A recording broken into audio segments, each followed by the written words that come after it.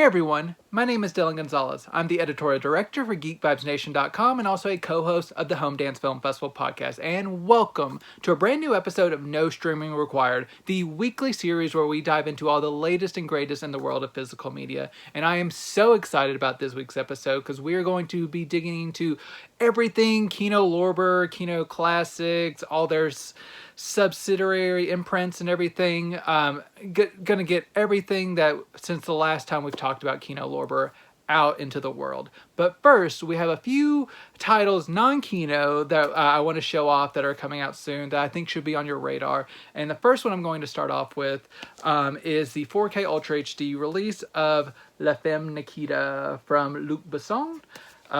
This was one of his early hits, his breakout French film that spawned its own American remake and TV series and another TV series and just all kinds of offshoots off this concept.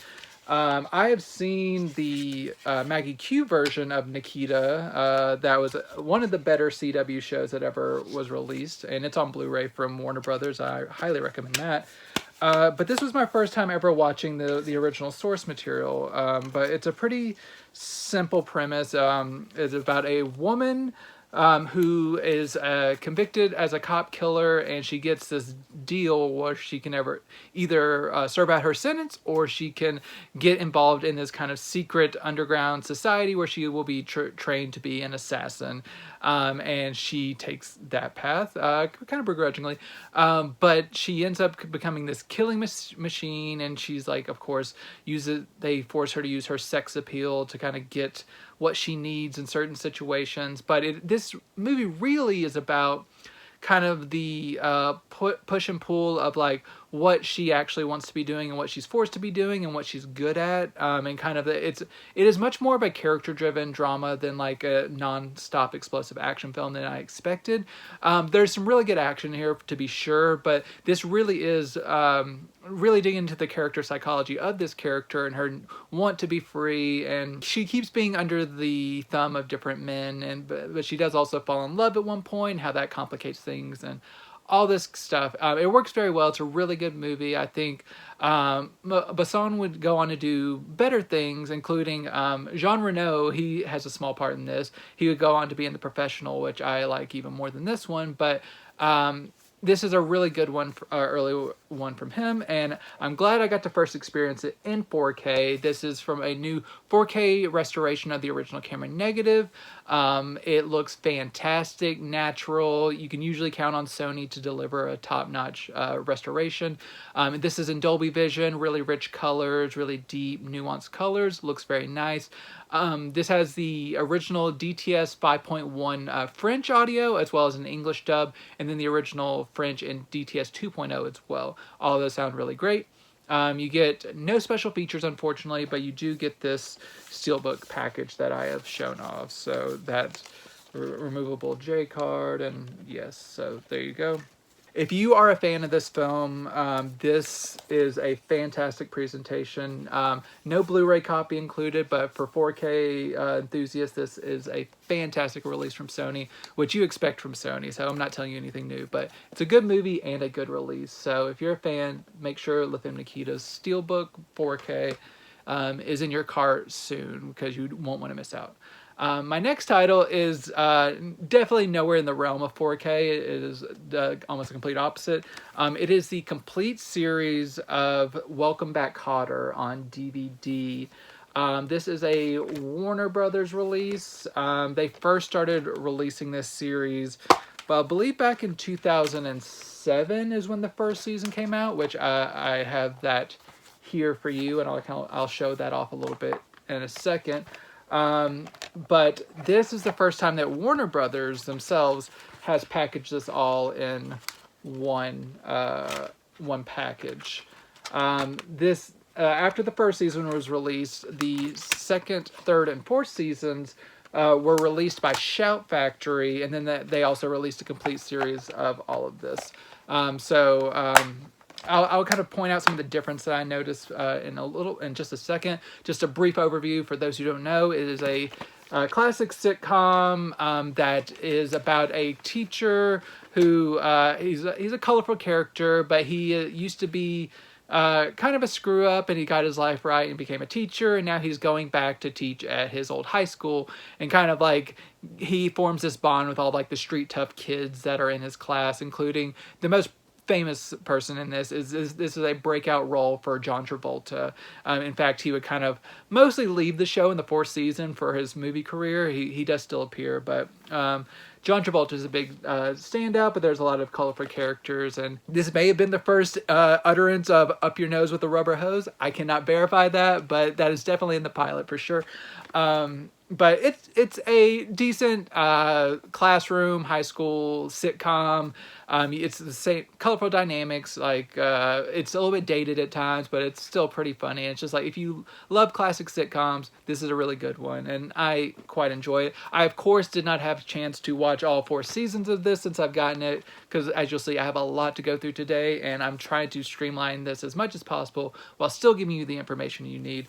But from what I've sampled of this and seen before, it doesn't seem to be newly remastered, and as it says whenever they start the show, this is recorded to videotape, so this is not filmed, so I think this is probably the last stop in terms of a format. I don't think you'll ever get a Blu-ray release, and this does not look great, but it looks passable for a videotape series from this time. So as I mentioned, this did come out on DVD around 2007, and these were, you had, got them popping out. So you have 4 discs here in the first season, and compared to the 3 discs that are afforded the first season in this new set. So these are not direct port overs of those sets, and even the Shout Factory set is also a 16 disc set compared to the 12 for this one. Visually, I did not notice any difference between these two. I think Warner Brothers has probably gotten their encoding a little bit more finely tuned in the intervening years, so a couple of extra episodes didn't really seem to impact things too much. They just got the discount down. But they do drop a couple of the special features that are on here. They're not super substantial, but they are there, and I think they are also on the Shout Factory set. I don't think any other seasons got special features at all on any iteration, so there are no special features on here from what I can tell. Since there is a complete series from Shout Factory that as far as I can tell, are still available in various places, if you're a fan of the show, you might just want to opt for that because you get more discs carrying it and a couple of special features. But for like a shelf-friendly packaging, and it's just all together, it works well enough. You're not missing out on too much, but it doesn't look great, but it's a good show, and if you want to own it, this is the way to do it. And like I said, I don't think it's ever going to get better just because it was recorded to tape, and there's only so much you can do with that source material. My final non-Kino title is from CBS and Paramount. It is South Park joining the Panderverse. This is one of their specials that they do between seasons that they've been doing since they moved to like Paramount Plus. And this one, it's a pretty solid special. It runs about 43 minutes. So you'll probably want to catch this more so when it's a little bit cheaper. But it is a good special. It's Cartman is having visions of all of his friends turning into women of color, and it kind of goes into this. He goes into like an alternate universe and he switches places with another version of Cartman, which is this woman right here, and it all links back to Disney, of course, because you know how Disney has been doing making everything woke and all that, and pandering to people. So like making the Little Mermaid black and just like stuff like that that toxic people complain about online. That's not really an issue, but racists love to complain and say that they're doing that. So it's kind of like a commentary on that, and it's taken to very heightened levels. And of course, it's Cartman delivering all of this that it makes it really funny. And also a subplot is all the adults in town, they start to realize that they have an over-reliance on their phones, and they can basically do nothing. So all the handymen who actually know how to fix stuff it's like a class switch dynamic where they are kind of like the kings of the town because no one knows how to do shit because they're all dependent on their phone. And then all the people who like have corporate tech jobs and stuff, they're just falling apart, and they're like basically treated as day laborers who are trying to like get workers to actually help them. It's a pretty amusing commentary. And Matt and Trey and the whole South Park team, they execute this pretty well within a 43-minute time frame. They don't overstay its welcome, but it's clever, it's funny, it's one of the better South Park things that I've seen in a while, and it works well. So joining the Panderverse from South Park. I do not like all these specials having to get all their individual releases. I wish these were just folded into the proper seasons. But this is how you have to get it, and it is here. So joining the Panderverse. It looks good, sounds good on Blu-ray. It's as good as a modern animated show should look on Blu-ray. No special features, just the specials. So check it out if you are interested. That concludes my non-Kino stuff, but I have so much to dig into in the world of Kino Lorber. And the first that I'm going to is a really interesting 90s gem that I'd never heard of before, which I should have, considering it won a Sundance Jury Prize and I host a Sundance podcast. But this is Slam, starring Saul Williams, who became a filmmaker of his own. There's a film from him in recent years called Neptune Frost, which was really solid. But this is an acting showcase from him. This is from the late 90s. This is about a young man who gets caught up in like this shooting, which he does not get convicted for, but he does get convicted for some petty marijuana charges, and he gets sent to jail. And while he's in jail, this is gonna sound trite, but he kind of comes into his voice. He uses like the power of like poetry and rhyme and stuff, which he did have outside of the jail, to get him like not lose himself within this like the confines of jail, while also finding this woman who kind of teaches like counsels people in the jail, finding a relationship with her as well. And yes, this has like a very like inspirational made for TV like cadence around it, but it is really not that. It really handles things in a very real way, and it does show like how poetry and art can get you out of like some darker places, but it also really in an even-handed way tackles some of like kind of the racial dynamics of like this time period, and especially like how incarceration can actually be like a real detriment, especially for petty crimes, when people don't really deserve to be there. And just kind of how all these dynamics make, especially people of color, reflect on their worth in the world and how they are viewed. All this is within that, and it's handled really well within this framework. And like I said, it is not trite at all. It's very evenly handled. It's very powerful movie, and I really liked it. This has been given a new restoration. It is a restoration of 35mm interpositive done by UCLA. It includes a DTS 5.1 and 2.0 audio. Both of those sound great.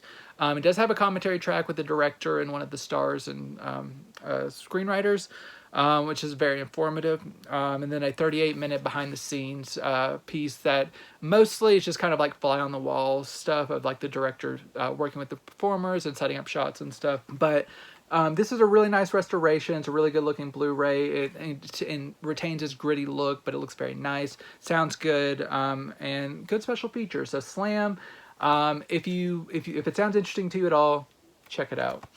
Another one, that's kind of like a hidden gem that's been even lost longer than this one.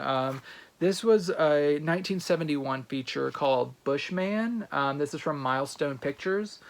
And this is like teetering the line between documentary and fiction filmmaking. It is David Schickel. He is the director of this. He passed away a while ago, I believe in the 90s.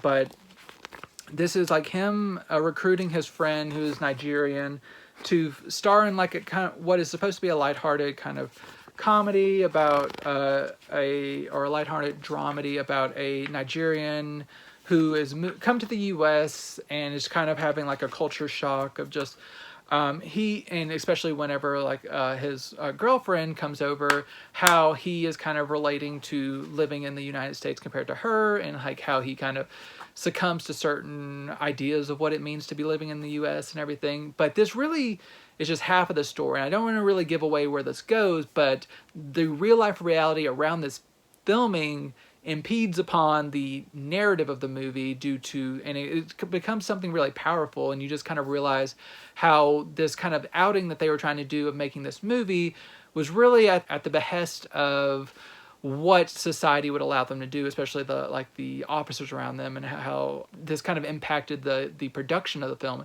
I'm kind of trying to tiptoe around things, but it works surprisingly well, and it really took me aback whenever it kind of shifted gears at one point. But really interesting, really powerful, and it really, like, a lot of the stuff I'm talking about, not everything, but various things do key in on race and racial dynamics, and this one, it works very well, and it's very powerful for this time in the early 70s. It resonates just as much now. This has been given a restoration as well. It's been restored from the 35mm original camera negative by the University of California. DTS 2.0 sound. It does have a commentary track with a film historian and a director who is was best friends with the filmmaker of this movie, and he has a lot of great insights about the making, like what his friend was feeling and thinking around the time of this movie, and kind of really interesting background details. You also get 2 additional documentaries from the director that are an hour long each, that are also very interesting. So good amount of special features, great looking presentation for what this material is. And a surprising narrative that's been was lost for years and years, and is now available to a wider audience. So Bushman, it's worth checking out if you're kind of interested in kind of like cinema that tackles like kind of racial dynamics and stuff like that. Getting into some more genre fare, I have 2 cool collections. The first is the Republic Pictures Horror Collection. This is a 4-film set of horror films from Republic Pictures.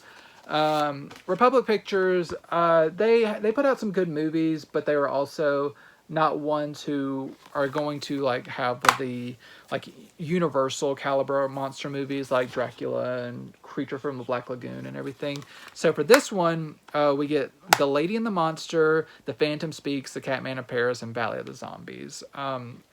I'm not going to go into each of these very deeply. The Lady and the Monster, that one is a loved one, his brain being transferred after his death into someone, and kind of a Frankenstein tale. There's a couple of Frankenstein adjacent tales I'm going to be talking about on this episode, but it has, I believe it's also had another remake called Donovan's Brain. It's along those lines.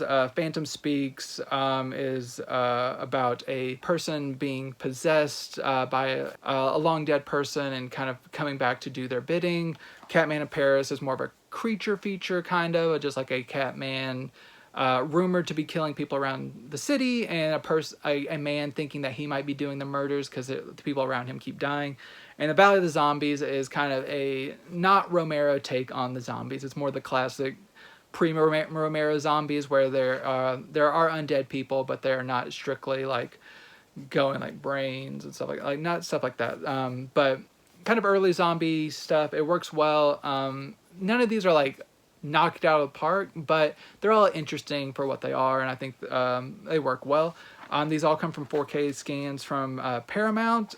They all look solid, not flawless, but solid. They've been cleaned up well with some remaining nicks and scratches. Sound is variable. Most of it's good. There's a few sibilants and everything, like older wear and tear, but not too much. You get 5 commentary tracks. Each film gets 1 commentary track, but Valley of the Zombies gets 2 commentary tracks. You get an hour-long discussion with 2 film historians. They're called Sidebars, with Tim Lucas and Stephen R. Bassett. They also come back on this next set I'm about to talk about as well. And so the sidebar is on Lady and the Monster, so you get an hour-long conversation about that. So if you love classic monster movies like back in the 40s, check this one out. It's a good set. I know some of these, I know at least Catman in Paris has been released by Imprint overseas in Australia, but I'm glad to get this domestically because I had missed out on that. My next set is a 3-film set of sci-fi chillers, which I thought was a little bit more consistent for me, but it's still not like the best movies, but they're good. This is 3 films. So you have Unknown Terror, Colossus of New York, and Destination Inner Space. So the first 2, Unknown Terror and Colossus of New York, are on the first disc, and then you got the Destination Inner Space on the second disc. Unknown Terror, that is like more of an expedition type movie where people are on a expedition and they come across a cave with some creatures in it, and there's more to it than that, but it's a creature and cave situation.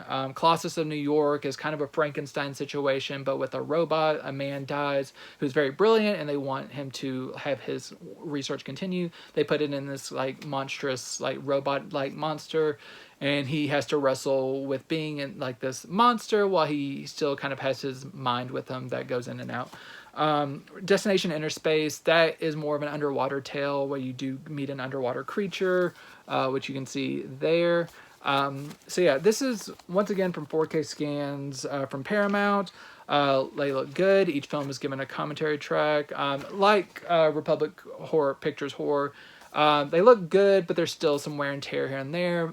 Audio can be a little bit variable, but overall solid. You get 2 sidebars on this, one on Colossus of New York and one on Destination Inner Space, in addition to the commentary tracks. So good special features, some very long sidebars, but overall good releases for classic sci-fi fans. And I wanted to transition that into a more modern sci-fi. I mean, for me, I'd like to think this is modern because this is only a few years after my birth, but this is 30 years ago. This is from 1994. This is Death Machine. That is from Stephen Norrington, who did Blade and got basically kicked out of Hollywood after The League of Extraordinary Gentlemen. This is reversible cover art that I've already reversed. You can get this same cover art underneath like that. You'll see when I'm showing off this 2-disc set here. Whenever this was released, it was very interesting because it was announced as just the U.S. theatrical cut was coming, and then some fans made some noise online, and now we have 3 cuts of the movie on the disc and a ton of special features. It's really cool. This is one of their more detailed releases I've seen in a while. But to talk about the movie first, Death Machine, it is basically a mixture between like Alien and RoboCop, kind of. It is about a company. They are kind of going through a publicity nightmare, and there's been some deaths, like kind of at the fault of their technology, but this all kind of culminates in this night where this team, like the team, gets locked in the building, and they are with this robot monster, and that it's like taking everyone out, and they're trying to. I believe it's being controlled by Brad Dourif's character, which Brad Dourif, he is doing the most in this, and he's really one of the reasons to see this. He is really over the top, and it's great. He's playing villainous, but he also cannot completely control this monster, and just how it kind of all culminates. It's a pretty good creature feature, techno thriller. It's fun.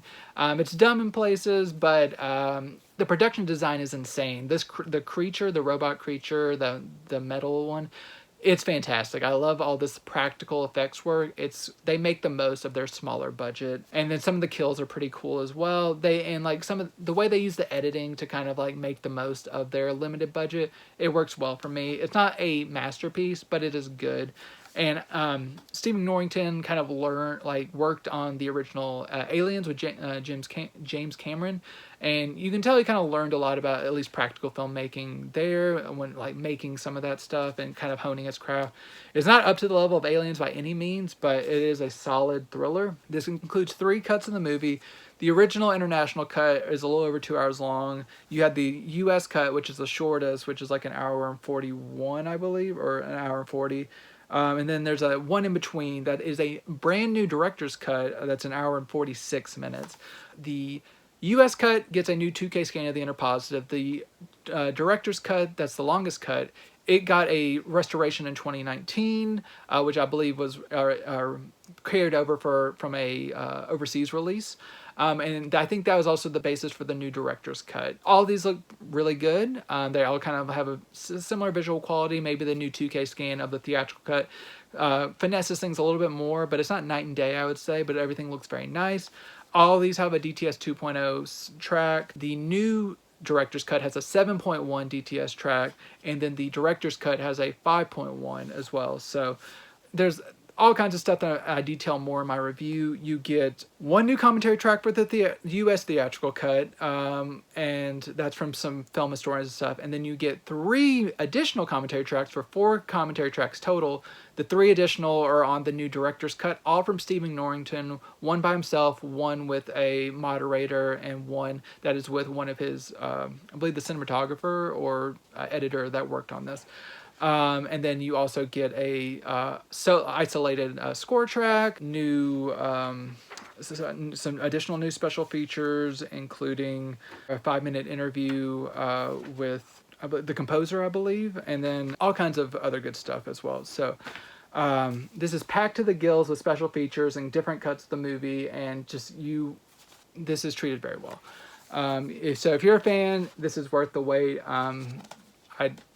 Without going to a 4K release, I don't see how it could have been improved. My next title is a one called Back from the Dead, and it kind of shares some similarities with one of the Republic horror pictures. This is about a woman who has died, and some of her family comes back into the picture, and a woman gets potentially possessed by her. They are thinking that she's either been possessed by this woman, or this woman is kind of taking on this woman's persona to try to settle some scores of that were unfinished before she died, and there's like some black magic involved. So it's kind of like a possession, resurrection type story. It works pretty well. It's not like an amazing movie, but I think overall it's like a decent chiller from the 1950s. It works pretty well. I really like this cover art. I think that's really nice. This comes from a 4K scan of the original camera negative, and it looks really nice. It's a natural transfer by Paramount. There's not been like a lot of DNR or anything applied. You get 2 commentary tracks and like some trailers and stuff. So pretty decent chiller if you like that. If it sounds interesting, like gothic stuff. If you like it, check it out. My next one's a 3-pack from William Powell. This is the Philo Vance collection. I'm not going to go too much into the individual cases. This is just William Powell solving 3 different cases. They kind of each... There's loose connections between the movie, but they kind of stand alone for the most part. But how this started out is like in the Canary murder case here. That was originally the interesting thing about that is it was originally envisioned as a silent film, but then with the advent of sound, they kind of retrofitted it to be a sound film. So there's a little bit of like issues a little bit with the audio that sounds not quite natural, but the next 2 are filmed naturally with audio. But the Green murder case and the Benson murder case, these are all just kind of different versions of the murder case that are taken. It's a more serious version of what he would eventually do with the Thin Man series, which I like a lot more. But Philo Vance, I love William Powell, and I think he does a good job in here. And it's just, if you like kind of Sherlock Holmesy-esque detective stuff, Philo Vance is your man. So these come from new a 4K scan from the original camera negative of or 4K restorations for the first 2 films, and then the third film is given a 2K restoration.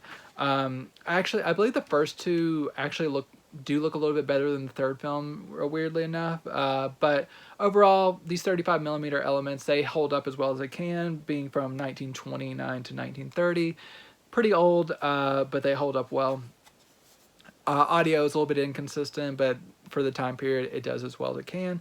Not a lot in the way of like a score or anything like that. But you get a commentary track for each film, and yeah. So if you like early pre-code detective stuff and you love William Powell, he does a good job. They're interesting enough. They're very brief. So each of them being on the same disc, the 3 movies, it's just a little over, like, it's like 3.5, I believe, hours of content, and it doesn't seem overly compressed or anything if you're worried about that. So these are all pretty short, so they all fit pretty neatly onto a disc, pretty well. I have a marquee title that I know a lot of people will be excited about, and I was very excited to check it out myself. This is a 4K Ultra HD release of John Waters' Crybaby with Johnny Depp. This was one of John Waters' first big studio films, and it doesn't go quite into like the depraved areas of some of his early like work, like Pink Flamingos, which is still a movie that whenever I think about it, I get a little bit queasy. And I like John Waters as a person a lot. His movies, from what I've seen, are a little bit hit and miss with me. But this is kind of more so in the vein that I'm comfortable with at this moment. I will keep exploring more John Waters. But this is his take on a musical and like the 50s culture. It's kind of like a Romeo and Juliet story between Johnny Depp's kind of like tough greaser character. That's not what they called him in the movie, but that's kind of like, he's like a greaser. And then you have Amy Locane's character, who's kind of the good girl who wants to be a little bit bad. She's kind of like in the stuffy square category, and it's more so in terms of Romeo and Juliet, not so much the warring families and like on the same stature. That's more class dynamics and culture clashes and stuff. But pretty good music in here, and just like the bad girl, like the good girl turning into a bad girl trope and like becoming one of the gang. It's fun. I love John Waters and how he kind of brings a lot of people and like reappropriates, like recontextualizes their history and everything. Such as Tracy Lords, and kind of how it like combats some of her issues what people had with her, or doing porn early on in her career, especially when she was underage, and there's a lot of controversy around that, and how she kind of harnesses her sexuality and kind of weaponizes that as satire in this movie. And then they do a lot of similar things with Patty Hearst, who plays like a really sweet, naive character in this, compared to kind of like the hard life that she lived whenever she got into. There's a whole lot of stuff in here that it's really interesting stuff by Waters. And this is it's a PG-13 movie, so it doesn't go too hard, but I really like the aesthetic. It's like stylized, really good music, everything. So this 4K release, it's of the 4K of the theatrical cut, and then the Blu-ray is a director's cut. So the theatrical cut is from a 4K scan of the original camera negative, and then the Blu-ray, the director's cut, is a combination of the original camera negative, an inner positive, and then a standard definition upres of some of the material that they didn't have. So that director's cut, I know a lot of people will be disappointed that that's not what's in 4K. I think it does look very nice for what it is, and even the new bits, which I could pick out, especially whenever I watched it with the commentary with John Waters on that one, he kind of points out pretty much everything that was like added into the director's cut, which was very helpful. You can tell there's a little bit of difference, but it kind of blends very well. I'm not sure if it would have made for a perfect 4K presentation, but I wish they would have at least tried to include both as 4K. But I think this is as good as we're going to get, unless another boutique overseas tries to upres the director's cut and make it 4K. But this is a really nice presentation. It's in Dolby Vision, nice bright colors, seems to be really good natural grain. The old Blu-ray from Universal was atrociously DNR'd. This retains its natural grain, looks very nice, vibrant colors, a rich soundtrack, very big, 5.1 in DTS 2.0 audio.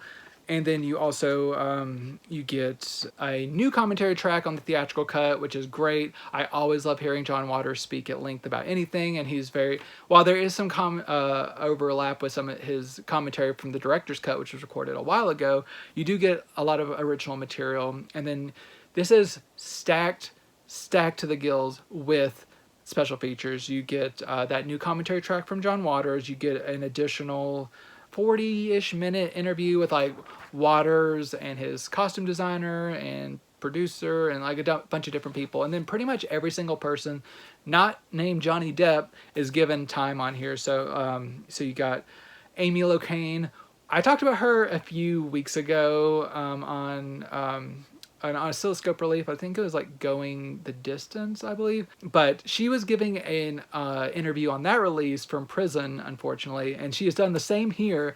So it blows my mind that they allow this stuff to happen from prison. And her story is pretty tragic, but you get her talking about it, this movie. And you also get new interviews with Tracy Lords, Iggy Pop, Ricky Lake, Patty Hearst, Darren E. Burroughs, Stephen Mailer, and then the barber behind some of like Johnny Depp's hair as well. You get the old documentary that was included on a previous release, which was a 48-minute documentary on the making of this, and deleted scenes. Packed. I loved all the new interviews. It was so great. And I like just hearing every person talk about John Waters. I get like an even deeper appreciation for John Waters. Even if not all of his movies work completely for me, I love the man, even if I don't love all of his movies.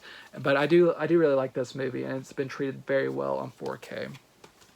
My next title, this is from 1989, so just right before Cry Baby. This is Big Man on Campus on Blu-ray. This is a take kind of like on the Hunchback of Notre Dame, but on the UCLA campus. So it's a comedy about a man, like a hunchback, who is living in the UCLA clock tower. He's kind of like a legend around the campus. No one really thinks he exists until one day he reveals himself to kind of save a girl that he's been crushing on. And it kind of sets off like this firestorm of like what people are going to do with him, whether or not he can be trusted to live out in the world or if he needs to be locked up and like treated and everything. And this kind of leads to a dynamic where the girl who he's crushing on's boyfriend has to like look after her.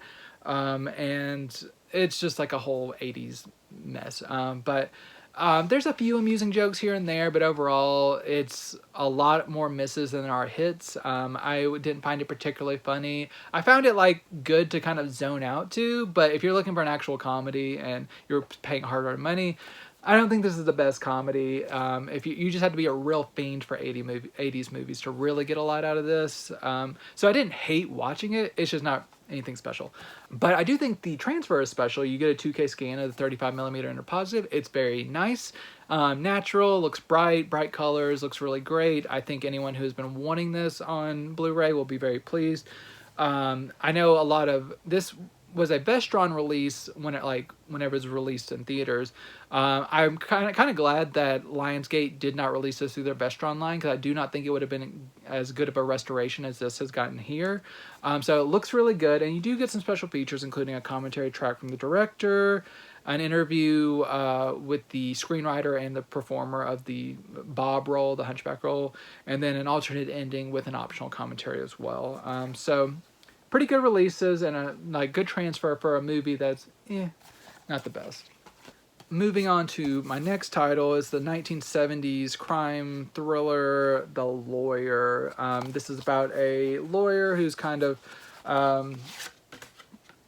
plays by his own rules, blah, blah, blah. He's kind of takes things not so seriously. He's kind of a maverick.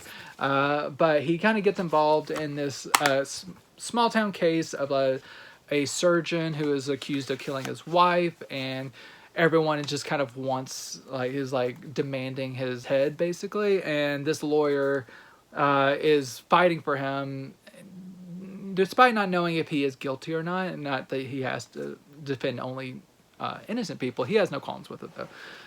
But it is him trying to fight for a fair trial, and it's just kind of like learning the mysteries behind this murder and what actually happened, and whether or not this claim by the surgeon that he did not kill his wife, as unfounded as people think it may be, whether it is true or not. And there's a very good performance from Barry Newman here. It's not like the greatest movie, but it's pretty entertaining if you like lawyer movies and kind of like murder dramas. This comes from a 4K scan of the original 35mm camera negative. It looks nice and natural. Paramount's done a nice job on this. This was has a commentary track, and then also a 22-minute interview with Barry Newman, and then another 10-minute interview with Deanna Muldaur. And those are very cool. And so yeah, pretty good release. Solid movie. Worth checking out if you like that area of filmmaking. The next one I was really interested in because I'm a big fan of the director. This is Peter Bogdanovich's Daisy Miller. This is one of his first films, I believe, after the Last Picture Show. This was capitalizing on that the fame that Cybill Shepherd got from that release, and gave her a starring vehicle from the text by Henry James. This was like based on a novella, and it's a comedy of manners about a girl who she's in like high society, but she's an American that doesn't really want to play by those rules, and just kind of does what she wants, and just like she wants to have a good time. Consequences be damned. And then you have like her mother's played by Cloris Leachman, and there's a lot of great people in here. You get Eileen Brennan is one of the people who wants her to kind of conform and everything. And yeah, it's not the best. It's very short. It's 91 minutes, which is much shorter than I think of for like most period pieces. But I think it's almost to its detriment, because you never, like, it's leading up to a very impactful finale, but I did not really feel impacted by it. It doesn't really give enough chance to get to know the titular character of Daisy Miller. What you know is she is very fast talking. She's like Gilmore Girls level, like blah blah blah blah blah. But what you know is that she doesn't want to be sewn into societal conventions. But beyond that, you don't really get a sense of her character and like what you're supposed to feel by the end about her. It doesn't really completely work. But it's a decent movie, and Bogdanovich, he's a masterful director in terms of composition and everything, and the performances are good. I just think a little bit more fleshing out of this character would have been a lot more helpful for this. But it is a good release if you've been looking forward to it. 4K scan of the original 35mm camera negative. Looks great. It looks natural, and sound is good as well. It's solid release. There's been no DNR. 2 commentary tracks, one archival commentary track from Bogdanovich, and one newer one from a film historian. A new 10-minute interview with Cybill Shepherd, which I love that. I love that they were able to get her, and I love her talking about her relationship with Bogdanovich in this movie and everything, and just like, it was great. If you know her, you know that it is a big surprise that she decided to do this, but I was glad she did. You also get another short piece with Bogdanovich. That's an introduction to this. It's like a 13-minute introduction where he goes over a lot of the stuff that he talked about in the commentary track and everything, but overall it's a good piece. So Daisy Miller, it's finally out on a really good Blu-ray for those who have been interested. Switching things up considerably on this next one, this is from Kino Lorber and Metrograph Pictures. This is The French, about the 1981 French Open. It is a documentary. You get tons of background access to tennis legends like John McEnroe and Bjorn Borg, Arthur Ashe, Chris Evert, Ivan Lendl, Jean-Paul Loth. So many people, Yannick Noah, Victor Pesci. If you like documentaries, even if you don't love tennis necessarily, I think you'll be interested in kind of like the fly on the wall aspect of like all these elite sports people, how they are behind the scenes getting ready for their matches, all like the controversies of like being rained out and like them people disagreeing with judges and people just like their connections with one another and hearing them speak about one another. I was endlessly fascinated. It might be a little bit too long for what it's trying to be. It's like 2 hours and 15 minutes long. If they could have made it like an hour 55, I think it would have been perfect, but I still think it's a really solid movie. No special features, but from what I can tell, there's no documentation anywhere on here or on the website of the source of this, but I did look up and there was a restoration from the 16mm AB negative in recent years. So it has to be from that. That I would be shocked if it wasn't. But it looks really good. It's 16 millimeters, so it's gritty, but it's supposed to be, and it looks good. In the original language, a mixture of French and English and stuff, but and you get optional subtitles. If you're a documentary fan, this is a good one. Even if you're not a tennis fan, I really enjoyed it.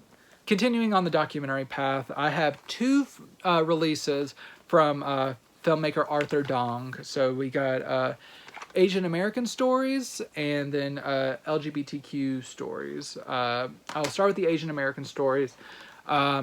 So these are each 4 film sets of documentaries that it's a mixture of stuff.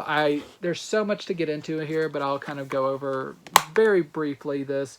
So you have Sewing Woman is a kind of a very short documentary about his mom and kind of like her perseverance as a woman, not wanting to be honed into the conventions of society. It was really great. Hollywood Chinese is a feature-length documentary about Asian representation on screen in Hollywood, and how you got like from the kind of yellow face stuff early on to like Asian Americans actually being able to play their own roles. And it's a really great documentary, a lot of great insights from legends from that time all the way to kind of like newer people like from like the 90s era, because these are all still older documentaries. Forbidden City USA is about an Asian American like nightclub and kind of how that kind of like impacted like the associations of Asian Americans and like in terms of like being sexual beings. And then the killing fields of Hong S. Nyor, apologies to this man. It recounts this man who survived the actual killing fields and eventually had a spot in the movie The Killing Fields, and it was an activist against the Khmer Rouge and all that kind of regime, everything. This is a documentary on his life and ultimately his tragic death. And all these are very good, really good. No special features, but really great release. It's a mixture of film and video footage, so not all of it is like pristine on Blu-ray, or it might not be what you expect from a Blu-ray, but even the up-res and the standard definition, or like the videotape footage, it looks really nice. And it's a really cool release, which is also the same, like I said, for the LGBTQ installment of here. So this, you have stories about, so you have Coming Out Under Fire, License to Kill, Family Fundamentals, and the Outrage 69, The Question of Equality. So these are documentaries on being gay in the military in World War II. This is about, there's one about like Christian families and how they deal, like Christian family dealing with having gay people in their family and like their fallout. There's one about people who have actually killed the people of the queer community, and exploring them and like what their mindset is and like how they feel in like retrospect and all this stuff. And then you also get one on the Stonewall riots and stuff. So both of these, the Asian American and the LGBTQ installment of these Arthur Dong documentaries, there's some tough material in here, but if you are interested in the subject matters, there's really powerful stuff here. Like the Asian American, a mixture of video and film footage, and so it looks as good as it can. No special features, but definitely worth checking out. My next title is Anna Boleyn from the Kino Classics Ernest Lubitsch collection. This is a silent era film about the wife of King Henry VIII and kind of that tragic story. People who know history kind of know about that, but just the king who kind of separated from his wife so he could be with Anne Boleyn and kind of the consequences of that. It's a silent version of that. It's about 2 hours long, and it's a pretty effective adaptation in terms of what Lubitsch is doing. He's a master of the camera. It uses its pace really well to establish the characters and then kind of the fallout, the slow decline, all that. works great. So if you're a Lubitsch fan, especially like a lot of the early silents that they've been releasing over the past few years, this is a good one. There's no special features, but this has been given just as careful a restoration as any others. It's still silent era, so it looks rough in spots because this is from like 1920. So over 100 years old, but it looks as good as it can, and the recorded music, there's no sound obviously, like dialogue, it sounds good as well. So good release for Lubitsch fans. We next have The Chase from 1946. This is kind of like it's a film noir about a man who gets caught, under the employment of like a masochistic rich dude who his wife is trying to get away from him, and he tries to help her out. You have a assistant played to creepy perfection by Peter Lorre. It's your typical noir, like sadistic plot, all this stuff. It works out pretty well. I really enjoyed how it all ended up. There's just how this all unfolds, especially like this is a man who likes to control things so much to the fact that whenever his driver is driving him, he has a pedal in the back that can control how fast the car is going. That like it leads to some really thrilling sequences and stuff, like this man pushing things to the limit. But yeah, this is a pretty solid movie. I enjoyed watching it. This comes from a scan of the 35mm elements by the UCLA Film and Television Archive. It looks pretty solid, natural, but there's still some lingering nicks and scratches here and there. It sounds pretty good. You do get a commentary track from filmmaker Guy Madden, and you do get 2 radio adaptations. So pretty good release within what the material will let it be. My next title is from 1944. This is The Hour Before Dawn. This is a World War II era drama where you have a man played by Francois Ton, who at the beginning of the film, it starts out in the past, and a man accidentally kills his dog while he is hunting. So trigger warning for dog lovers out there. It's not a huge thing, but you do see a dog kind of get, this is 1940, so they're not going all out. But this kind of leads him to becoming like a pacifist, which leads him to also becoming a pariah in the wartime era around World War II, around his community. But it eventually leads him to, while he is staying behind during World War II, he ends up in this relationship with this Austrian woman played by Veronica Lake, who is actually a Nazi spy. And this kind of like it's like secretive, like her trying to turn the tide for her side while still trying to pretend like she is like actually a victim of the Nazis. And it's like all this twisty stuff, like with this man who's a pacifist and wanting to believe the best in people and all this stuff. And it's pretty dramatic. It's very short. It's only an hour and 14 minutes, but it works very well within that time. It uses every minute very well. And I really like Veronica Lake's performance. She's very, like, compared to a performance I'm about to talk about here in a second, she plays the duality really well, and it's believable in both roles. This comes from a 2K scan of the 35mm fine grain. Like The Chase, some lingering nicks here and there, but it looks very nice and natural, so I was very overall pleased with it. Film historian Paul Talbot gives an audio commentary track. Nothing else besides that in terms of special features. Next up is Pursued with Robert Mitchum, who's one of my favorites, and then Teresa Wright. So this one is a tale, you start out kind of in like right near the climax, and then they flash back to this Robert Mitchum's tragic backstory about how he was adopted, and he's kind of blocked out the circumstances around his youth, and he's adopted into this family where he actually falls in love with his adopted sister, I guess, the actual daughter of the family, and they kind of had this like, it creates this conflict, and he ends up getting himself into multiple bouts of trouble, not of any of his conjuring, but people seem to want to get him into trouble. And just how the town basically wants to like get after him, and like it really puts a damper on things, to say the least. But this is a really good movie. I liked it quite a bit. Maybe because I love Robert Mitchum, but even outside of that, it's a really solid, what Martin Scorsese calls a Western noir. And it works really well.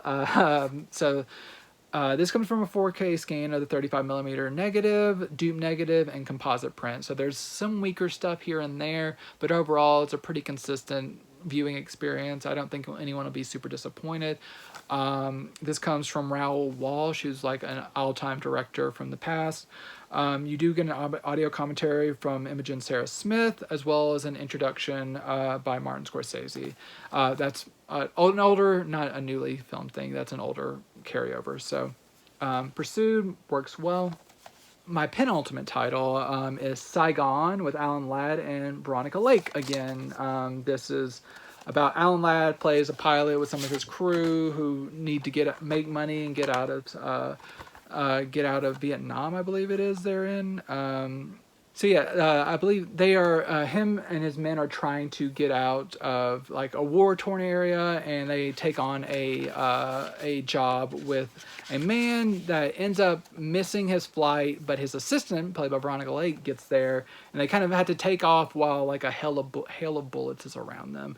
And this like leads to like her being mad that he left without her employer, and it just, there's all kinds of drama with like this attaché case she is carrying full of what we don't know what. I won't reveal what it is, but it's like getting them involved with the authorities, and like they are kind of like trying to evade different people who are after her, and it's just a pretty decent thriller. It's not like a masterpiece, but in terms of like this type of movie, it's pretty decent entertainment. Overall, I liked it. It comes from a 2K scan of the 35mm fine grain, and it looks very nice. There's, once again, still lingering nicks and scratches, but overall, it's a very good presentation. You do get an audio commentary track from Lee Gambin and Alyssa Rose. Unfortunately, Lee Gambin has passed away in recent weeks, which I hate that. He was one of our best, but I'm glad that his work is still being released, and I'm getting to experience new incredible tracks from him.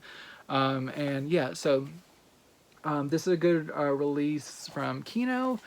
But my final title is one of the big ones for this week, and I know a lot of people are interested in this one, and this is Abel Ferrara's Bad Lieutenant from the 90s with Harvey Keitel, an NC-17 movie, because get to see quite a bit of Harvey Keitel in this one. This is a tale of Harvey Keitel plays a cop who is just as bad as they come. Like, he does drugs, he gets into all kinds of weird, perverse sexual stuff, but breaks the rules at every chance. He's a very bad lieutenant. But this is about, he gets involved in this case where a nun has been raped, and he's trying to find the perpetrators, but he is also at the same time kind of undergoing his own kind of like crisis self-evaluation and stuff, and like maybe get going to his own journey from kind of the muck and the mire of the world he is living in to maybe like potential redemption. But throughout that, he does a lot of horrible things, and like just like takes advantage of people, and just like he has to go through it in order to potentially eventually get to salvation. And does a person like this deserve salvation? Does he even think he would deserve it?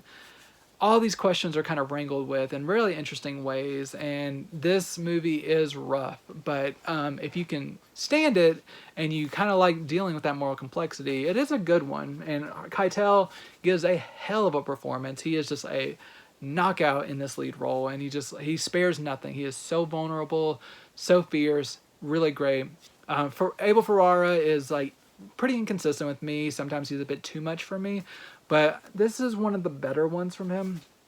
And this release is fantastic. I had the old Blu-ray from Lionsgate, wasn't the best, really kind of just poor all around. This looks fantastic. New 4K scan of the original 35mm camera negative in Dolby Vision. This is such a dark, gritty movie. It's just nice to have some of those nuances back in like the black levels and everything. You get so much more detail and just like not as many blown out highlights and stuff. Really great. You get a commentary track from Abel Ferrara and cinematographer Ken Kelsey. You get the full making of documentary. You get a new locations featurette that you can see like now and then photos or like video explorations of some of the locations in this movie. And then you get a brand new interview with cinematographer Ken Kelsey, which is very special because it was just shortly after that he unfortunately passed away, which is terrible, but you get an interview with him. So it was like, this is one of his like last documented interviews, and like it's a really good interview. So if you're a Bad Lieutenant fan, this is great. I know this is has a reputation. People really want a specific song reintroduced into this movie that's been edited out for legal reasons. For years and years, I believe it samples Led Zeppelin. That has not been replaced. It is just like it's always been. You're never probably going to hear that legally with this movie. So don't expect like this. But otherwise, it's uncut. It's the full NC-17 cut. So you get that. Good release from Kino Lorber. Fantastic. Whew. There we go. That's everything. I've covered a ton of releases. I appreciate you sticking with me. I really enjoyed talking about these. If there's anything that I've talked about that if you have suggestions or like any additional information, make sure to weigh in the comment. Share this with anyone that you think might be interested in learning anything about these titles. If they're a physical media fan, I would love to have them tune in. Make sure you're subscribed to the Geek Vibes Nation YouTube channel. Make sure to keep coming back every week. I have a lot of great stuff coming next week as well. But I appreciate you tuning in. Thank you so much for supporting me. But until next week, enjoy these movies. Now don't forget to say your prayers. God bless my probation officer. God bless my probation officer. God bless the draft board. God bless the draft board. God bless the juvenile authorities. God bless the juvenile authorities. We're gonna give you a haircut tomorrow, pretty boy. You ever hear of a whiffle? Well, that's what you're gonna get, you big old crybaby, you. God bless Dwight Eisenhower. God bless Dwight Eisenhower. God bless Roy Cohn. God bless Roy Cohn. God bless Richard Nixon. God bless Richard Nixon. Nighty night, boys.